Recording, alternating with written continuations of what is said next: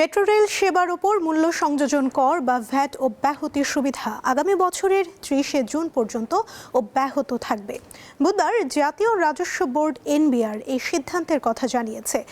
NBR এর আদেশে বলা হয়েছে, সড়ক পরিবহন ও সেতু মন্ত্রণালয়ের সুপারিশের প্রেক্ষিতে জনস্বার্থে এই অব্যাহতির মেয়াদ আগামী ৩০ জুন ২০২৬ পর্যন্ত বৃদ্ধি করা হয়েছে।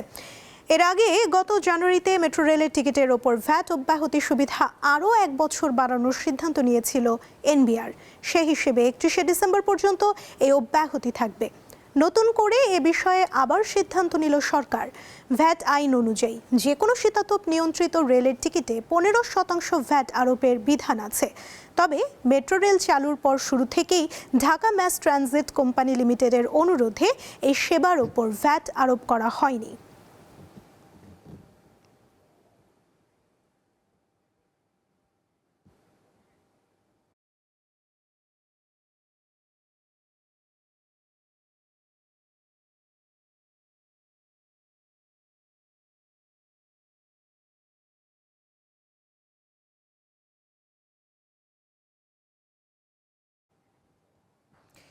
দেশের বাজারে আবারও বাড়ল স্বর্ণের দাম।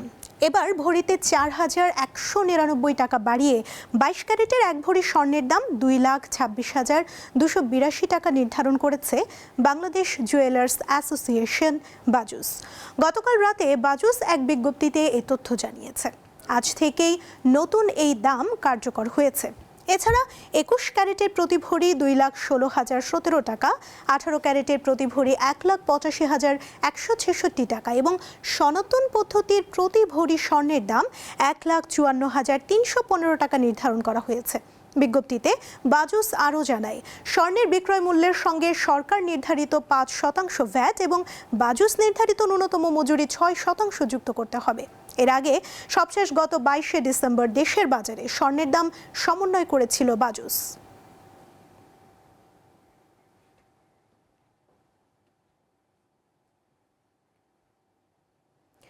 আসন্ন পবিত্র রমজান মাস উপলক্ষে খেজুর আমদানিতে শুল্ক ৪০% কমিয়েছে সরকার। বুধবার এক বিজ্ঞপ্তিতে এ তথ্য জানিয়েছে জাতীয় রাজস্ব বোর্ড এনবিআর।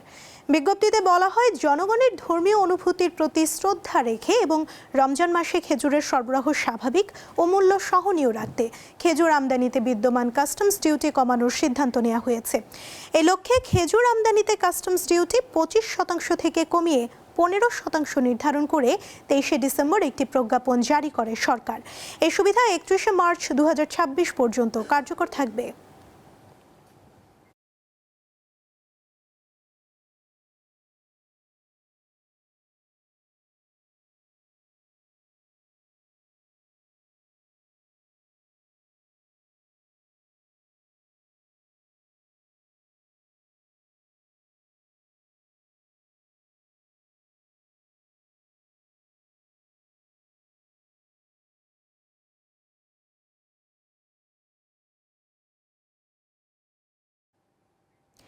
এবার বৃহস্পতিবার বড়দিনের ছুটি সহ ৩ দিনের ছুটি পাচ্ছে সবাই।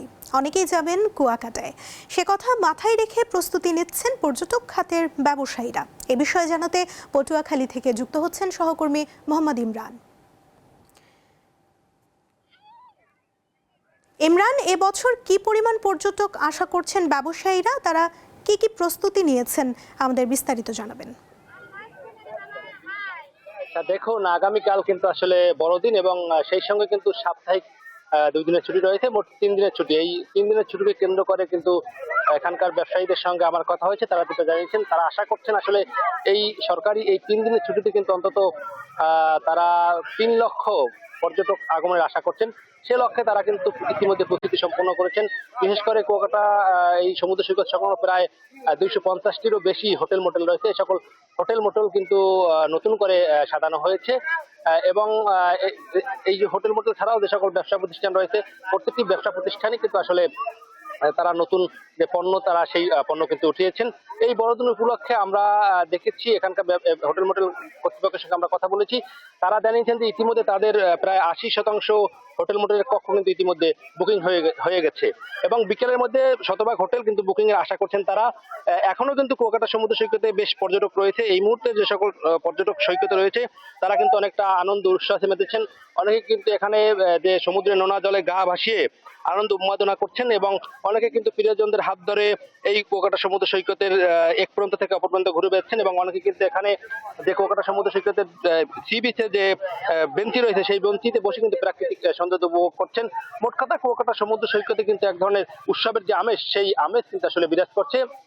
এই বড়দিন উপলক্ষে যে ব্যাপক পর্যটক আসবে এবং এখানকার যে ব্যবসায়ীরা রয়েছে তাদের বিক্রি অনেকটা বাড়বে এমনটা কিন্তু তারা আশা করছেন। তারা কিন্তু প্রথম দিকে অর্থাৎ নভেম্বরের শুরুতে কিন্তু কুয়াকাটা সমুদ্র সৈকতে তেমন পর্যটক ছিল না, যার কারণে ব্যবসায়ীরা অনেকটা হতাশাগ্রস্ত ছিলেন। তবে ডিসেম্বরের শুরু থেকে পর্যটক বাড়ায় তাদের মধ্যে এক ধরনের স্বস্তি ফিরেছে এবং এসেছে এবং কুয়াকাটা সমুদ্র সৈকতে যে সকল পর্যটক আসবেন তাদের নিরাপত্তার জন্য আমরা এখানে টুরিস্ট পুলিশের সঙ্গে কথা বলেছি। তারা জানিয়েছেন যে তাদের নিরাপত্তার জন্য সর্বোচ্চ প্রস্তুতি তারা নিয়েছেন।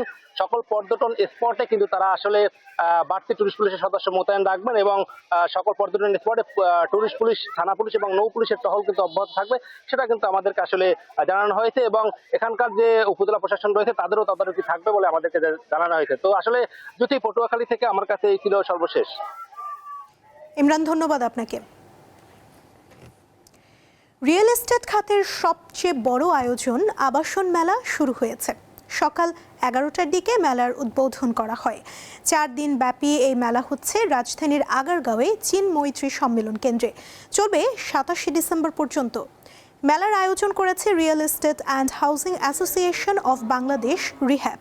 সকাল 10টা থেকে রাত 9টা পর্যন্ত মেলা চলবে। এতে থাকছে 220টি স্টল। দর্শক, চীন মৈত্রী সম্মেলন কেন্দ্র রিহ্যাব আবাসন মেলায় আছেন আমাদের সহকর্মী শাহরিয়ার ইমন, সরাসরি যুক্ত হচ্ছেন তিনি। ইমন, এবারের মেলায় কয়টি প্রতিষ্ঠান অংশ নিচ্ছে আর আয়োজকরা কি বলছেন, বিস্তারিত জানাবেন।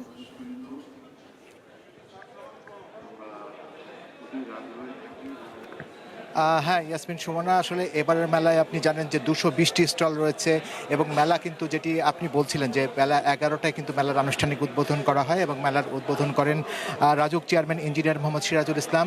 তিনি উদ্বোধন করে যেটি বলছেন যে মানসম্মত আবাসন ব্যবস্থা গড়ে তোলার জন্য কিন্তু রিয়েল এস্টেট মালিকদের প্রতি আহ্বান জানিয়েছেন এবং মেলা উদ্বোধনের পরপরই আপনি যদি লক্ষ্য করেন দেখবেন যারা আপনার ক্রেতা দর্শনার্থী রয়েছেন তাদের ভিড়ে কিন্তু আপনার মেলা প্রাঙ্গণ কিন্তু একদম ভরে উঠেছে এবং এখানে তারা খুব আগ্রহ নিয়ে আসলে মেলায় এসছেন। আপনি জানেন যে 3 দিন সরকারি ছুটি রয়েছে আগামীকাল থেকে এবং এই উদ্যোক্তারা আশা করছেন এই 3 দিন ছুটির মাঝে মেলা আরও উপচে পড়ে দর্শকদের ভিড় হবে এবং দর্শকরা আগ্রহ নিয়ে মেলায় আসবেন। এখানে আরও কয়েকটি বিষয় আসলে না বললেই নয় সুমনা, সেটি হচ্ছে যে আপনি জানেন এই 4 দিন ব্যাপী মেলা সকাল 10টা থেকে রাত 9টা পর্যন্ত দর্শনার্থীদের জন্য খোলা থাকবে এবং দর্শনার্থীরা আসলে যেন স্বাচ্ছন্দ্যে মেলা ঘুরে দেখতে পারেন এই জন্য কিন্তু আপনার পুরো বাংলাদেশ চীন মৈত্রী সম্মেলন কেন্দ্রের কিন্তু সামনের অংশটি পুরোটা জোরে কিন্তু আপনার এই মেলার আয়োজন করা হয়েছে এবং এই 4 দিন ব্যাপী এই মেলায় কিন্তু দর্শনার্থীদের প্রবেশ মূল্য ধরা হয়েছে 50 টাকা।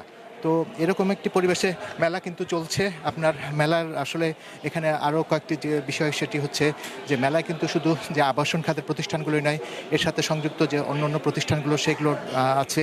এখানে মেলায় ঋণ দেওয়ার বিষয়টি রয়েছে, সেই ঋণ দানকারীর বিভিন্ন প্রতিষ্ঠানগুলো এখানে রয়েছে।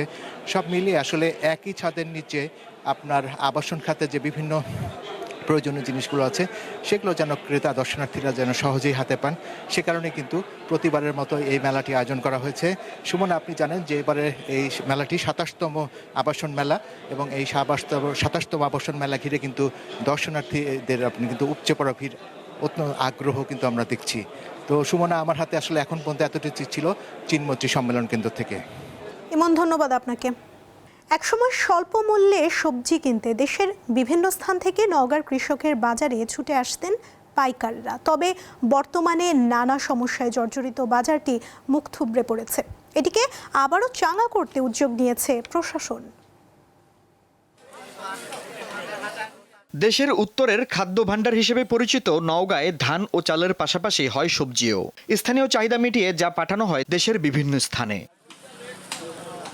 কৃষকদের উৎপাদিত সবজি সহজে ও কম খরচে ভোক্তাদের কাছে পৌঁছে দিতে সরকারের সহযোগিতায় সদর উপজেলার বক্তারপুর ইউনিয়নের চাকলা মোড় এলাকায় 2022 সালে স্থাপন করা হয় কৃষকের বাজার। এই বাজারে প্রতিদিন কৃষকরা তাদের জমিতে উৎপাদিত বিষমুক্ত শাকসবজি পাইকারি ও খুচরা বিক্রি করতেন। বাজারের শেডে দোকান ছিল 10টি। প্রতিদিনের পাশাপাশি প্রতি শুক্রবার ও সোমবার বাজারে পাইকারি হাটেরও ব্যবস্থা করা হয়েছিল।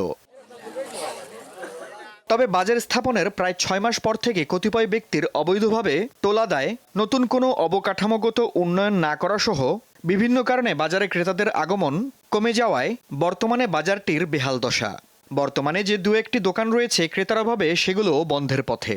বাজারটা প্রথম অবস্থা ভালোই ছিল, জাকজমকি হলো, হওয়ার পর কিছু ব্যাপারী আসতো বাইরে থেকে, আস্তে আস্তে ইদারিং আসে, মনে করেন যে এই সিজনে ব্যাপারী আসেনি, 2টা 1টা করে ব্যাপারী আসে, এতে কৃষকেরা এখানে আর আসে না। রাস্তার সাইডে না হয়ে রাস্তা থেকে দূরে হয়েছে, এই জন্য ওই রাস্তার লোকজন, দূরের লোকজনগুলো চলে যায় ওই বাইপাস অথবা নওগাঁ থেকে বাজার করে, এখানে আসে না, কারণ এটাই। বাজারটিকে নতুন করে চাঙ্গা করার জন্য বিভিন্ন উদ্যোগ নেওয়া হয়েছে বলে জানালেন সংশ্লিষ্টরা। অবকাঠামোগত যেটি দরকার সেটি আমাদের পক্ষে গড়ে তোলা সম্ভব হয়নি।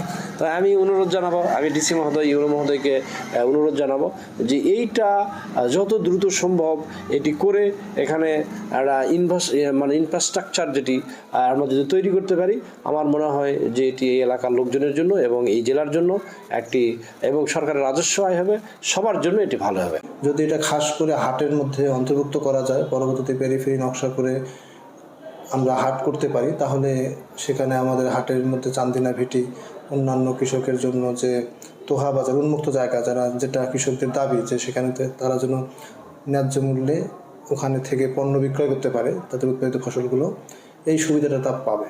তো আমরা এই বিষয়ে আলোচনা চালিয়ে যাচ্ছি পানি উন্নয়ন বোর্ডের সাথে। যদি এটা আমরা খাস করে হাট করতে পারি তাহলে কৃষকদের ওখানে অবকাঠামো নির্মাণ সহ বিভিন্ন স্ট্রাকচার আমরা নির্মাণ করে দিতে পারবো।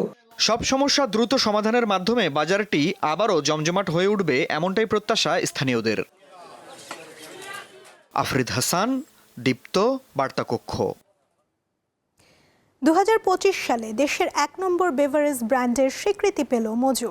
এর মাধ্যমে পরপর দ্বিতীয়বারের মতো এই মর্যাদাপূর্ণ সম্মাননা পেল জনপ্রিয় এই ব্র্যান্ডটি। শনিবার রাজধানীর একটি হোটেলে বাংলাদেশ ব্র্যান্ড ফোরাম আয়োজিত 17তম বেস্ট ব্র্যান্ড অ্যাওয়ার্ড অনুষ্ঠানে মোজোকে এই সম্মাননা দেয়া হয়। এবারের আয়োজনে 45টি বিভাগে 45টি ব্র্যান্ডকে বেস্ট ব্র্যান্ড হিসেবে স্বীকৃতি দেওয়া হয়েছে। এছাড়াও বাজারের শক্ত অবস্থান ও ভোক্তাদের ভালোবাসার ভিত্তিতে দেশের আধিপত্য বজায় রাখা 15টি ব্র্যান্ডকে টপ মোস্ট লাভড ব্র্যান্ড হিসেবে স্বীকৃতি দেওয়া হয়েছে। সম্মানজনক এই তালিকাতেও জায়গা করে নিয়েছে মোজো।